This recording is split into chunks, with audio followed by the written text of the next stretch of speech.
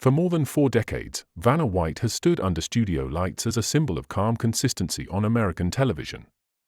To millions, she represents elegance, reliability, and the comfort of ritual. But sustained success at that level creates something powerful: expectation. When a public figure becomes part of a nation's daily routine, the role is no longer just a job, it becomes a standard to uphold. The applause may last seconds, but the image lasts decades. And living inside that image requires discipline few truly see. If you value thoughtful analysis of enduring careers like this, please like, subscribe, and share your perspective in the comments below. Vanna White's defining breakthrough came in 1982 when she was selected as the co-host of Wheel of Fortune. At the time, syndicated game shows were expanding rapidly, competing for national attention in a crowded television landscape. The format itself was already gaining traction, but it had not yet solidified into the cultural institution it would become. Her arrival coincided with a critical growth phase for the show, and for syndicated entertainment as a whole. This was not a traditional breakthrough built on awards or headline-grabbing performances. It was structural. Television in the early 1980s depended heavily on routine viewing habits. Audiences returned each night not for spectacle, but for familiarity. White's role, turning letters and interacting briefly with contestants, may have seemed simple, yet it demanded consistency, composure, and camera awareness. In an era before social media amplification, identity was built through repetition. Her presence quickly became part of the show's rhythm. Within a few seasons, she was no longer a supporting figure, she was integral to the brand. Viewers associated her with reliability. Advertisers valued stability. Producers recognized that the show's appeal extended beyond puzzles, it included the reassuring predictability of its hosts. The timing mattered. Cable television was growing. Entertainment options were diversifying. For a syndicated program to achieve national dominance required more than format strength, it required personalities audiences trusted. White helped provide that trust. The breakthrough altered her professional position permanently. She transitioned from aspiring actress and model to a fixture in American households. More importantly, she moved from pursuing opportunity to sustaining it. The show's long-term success anchored her career in a way that few entertainment roles can. This moment did not create sudden fame, it created durable visibility. And in television, durability is often the more powerful achievement. If you appreciate in-depth analysis of career-defining turning points, like this video and subscribe for more conversations on enduring success. Fame in the 1980s operated under a different kind of intensity. There was no social media cycle to dilute attention. Public narratives were shaped by magazines, network interviews, and tabloid headlines that lingered. For Vanna White, visibility expanded quickly after Wheel of Fortune became a national fixture. With that expansion came scrutiny. When early modeling photographs from before her television success resurfaced and were later published without her approval, the situation tested her public positioning. Instead of retreating from visibility or escalating the conflict through dramatic counterattacks, she addressed the issue directly and pursued legal action. Then she returned to work. The response was controlled, procedural, and deliberate. She neither disowned her past nor allowed it to redefine her present role. That decision mattered strategically. Her public image was built on approachability and steadiness. Overreaction would have amplified controversy. Silence would have suggested vulnerability. By responding formally and then resuming her routine, she reinforced stability, the very quality audiences associated with her. The same discipline appeared in how she handled personal tragedy after the death of her fiancé in 1986. She acknowledged her grief publicly but did not convert it into prolonged media exposure. Viewers saw resilience rather than spectacle. That balance protected both her privacy and the show's tone. Career choices during this period further reflected long-term thinking. She did not aggressively chase film stardom or pivot into unrelated ventures that could dilute her identity. Instead, she doubled down on the platform that had proven durable. In doing so, she prioritized longevity over rapid reinvention. This was strategic positioning at its clearest, maintain consistency, protect brand alignment, and allow time to stabilize narratives. Fame brings attention. Strategy determines whether that attention compounds or erodes. If you value thoughtful analysis of how public figures manage long-term careers, subscribe and join the discussion below. As Vanna White moved into the 1990s and 2000s, the most important shift in her career was not visible on screen. It was structural. After establishing herself as a permanent fixture on Wheel of Fortune, she transitioned from being simply a presenter to becoming a long-term strategic participant in one of television's most stable franchises. Contract negotiations became central. Rather than treating her role as interchangeable, she leveraged longevity into security.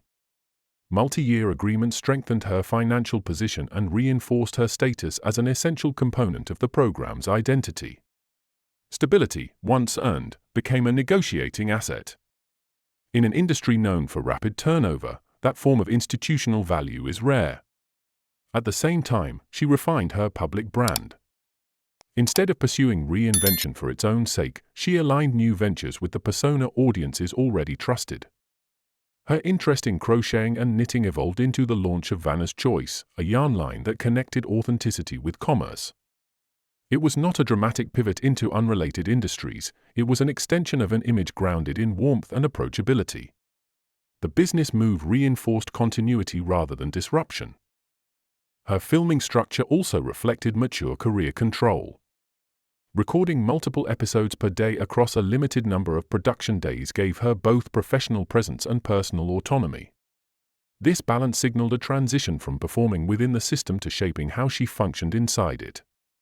Importantly, she avoided overexposure during eras when many television figures diluted their brands through excessive expansion. She did not flood the market with endorsements or attempt to redefine herself through constant reinvention. Instead, she strengthened the core. Career control is not always about diversification.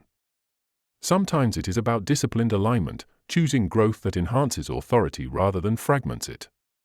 In this stage, Vanna White demonstrated that expansion works best when it reinforces identity rather than competes with it. By the time Vanna White entered her fourth decade on television, the conversation around her career shifted from momentum to sustainability. Longevity at that level requires more than popularity, it requires boundaries. One of her most strategic decisions was not expansion, but restraint. Unlike many television personalities who pursued constant visibility, White gradually reduced unnecessary media exposure.